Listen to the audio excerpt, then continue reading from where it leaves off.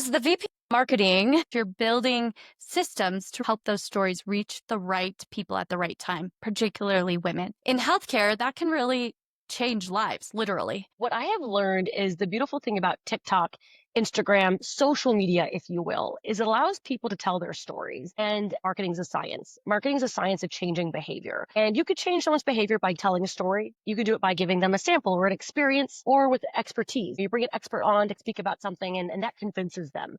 There's lots of different ways to change behavior, but throughout humankind, stories are probably the most prevalent and winning way to do that. So how do you take a story about something that no one really wants to talk about and use something like TikTok, social media to really engage with an audience to say, hey, I'm going to share something that's taboo that people don't want to talk about. And I'm going to build a followership to then connect with that individual that's been vulnerable, that's talked about something that probably is happening in my daily life, but no one has ever talked to me about. Really is compelling. So it's mixing that storytelling. And then I'll give a lot of credit to, we have a marketing development team led by an individual that not only takes that digital story, but then connects you to a website that says, hey, here's a symptoms quiz where you can fill out a quiz and or talk to a nurse advocate to understand more about what these technologies do. Because sometimes it's a quiz and sometimes you just need to talk to another woman that knows a little bit more about this space to give you answers. And between those two things, we then funnel you to a physician or a doctor's office that we think can best help you answer your questions,